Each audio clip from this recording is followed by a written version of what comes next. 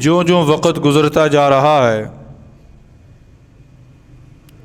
ہم قیامت کے قریب تر ہوتے چلے جا رہے ہیں۔ فتنے روز بروز بڑھ رہے ہیں، کبھی کوئی فتنہ، کبھی کوئی فتنہ، کبھی کوئی فتنہ۔ یقین جانیے کہ موجودہ معاشرے کے اندر دین کا کام کرنا یا دینی احکامات کے مطابق اپنی زندگی گزارنا انتہائی مشکل ہو چکا ہے۔ دین کی بات سننے کے لیے تیار کوئی نہیں، پر دین پر انگلیاں اٹھانے پر سارے تیار ہیں۔ شریعت کے مطابق زندگی گزارنے پر تیار کوئی نہیں، پر اسی شریعت اسلامی پر انگلیاں اٹھانے والے آپ لوگوں کو بے شمار مل جائیں گے۔ بہرحال وقت تو گزر ہی جاتا ہے۔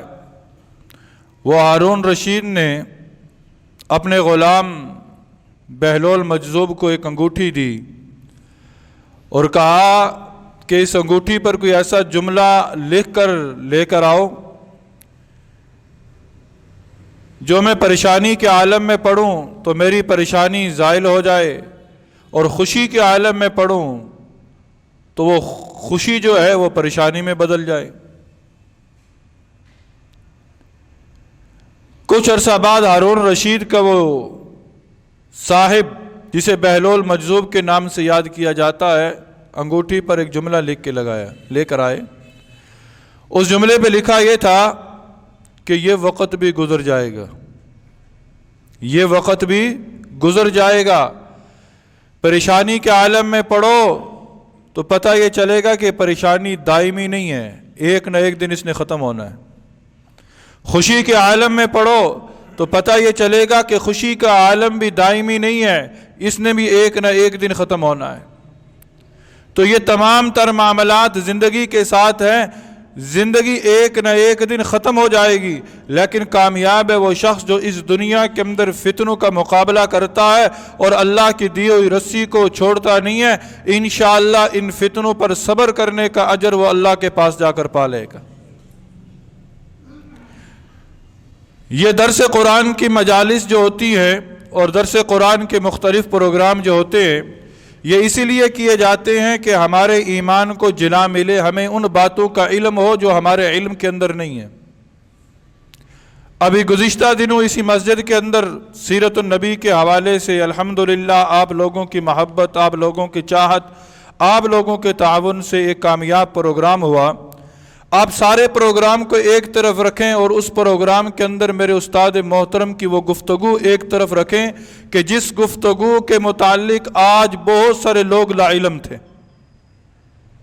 آپ ان کی ساری گفتگو کو ایک طرف رکھیں اور گفتگو کا ایک وہ پہلو کہ جس کے اندر انہوں نے نبی صلی اللہ علیہ وسلم کی سیرت کا تذکرہ ان کتابوں کے حوالے سے کیا کہ جو مسلمانوں کی کتابیں ہیں ہی نہیں۔ انجیل کا ذکر کیا، تورات کا ذکر کیا، وغیر مسلموں کی کتابوں کا ذکر کیا۔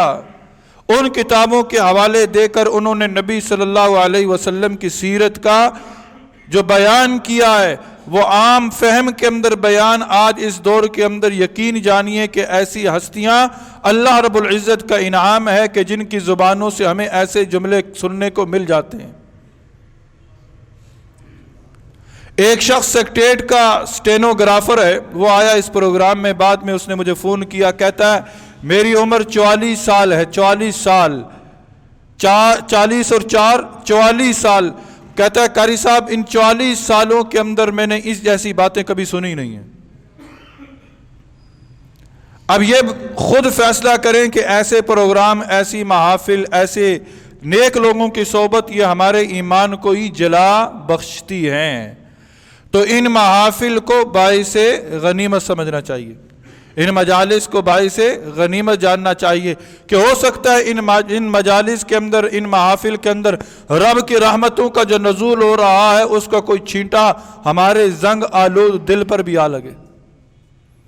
جس نے بدلنا ہوتا ہے وہ ایک جملے سے بدل جاتا ہے، اور جس نے نہیں بدلنا وہ ساری زندگی سارے پروگرام سنتا رہے۔ اس نے نہیں بدلنا، اس کی زبان پر فتنے ہی ہوں گے، اس کی زبان پر اعتراضات ہی ہوں گے، اس کی زبان پر چہمہ گوئیاں ہی ہوں گی۔ تو ان فتن دور کے اندر جب دین کی بات دل پر اثر کرے اور بندہ اس کو لے لے تو سمجھ لے کہ اللہ میرا مجھ سے راضی ہے، اللہ میرا مجھ سے راضی ہے۔ تو قرآن کی محافل کے اندر آ کر بیٹھنا یہ اللہ کا انعام ہے۔ اس وقت جو آپ لوگ بیٹھے ہیں ان میں سے کسی کو میں نے دعوت نامہ نہیں بھیجا، میں نے کسی کو زبردستی گھر سے نہیں بلایا، آپ لوگ اپنی چاہت اور اللہ کی توفیق سے یہاں آئے ہیں۔ آپ کا آنا، آپ کا بیٹھنا انشاءاللہ ہو سکتا ہے اللہ کی بارگاہ میں اتنا قبول ہو جائے کہ آپ کے بیٹھنے، آپ کے سننے سے اللہ ہماری نجات کا فیصلہ فرما دے۔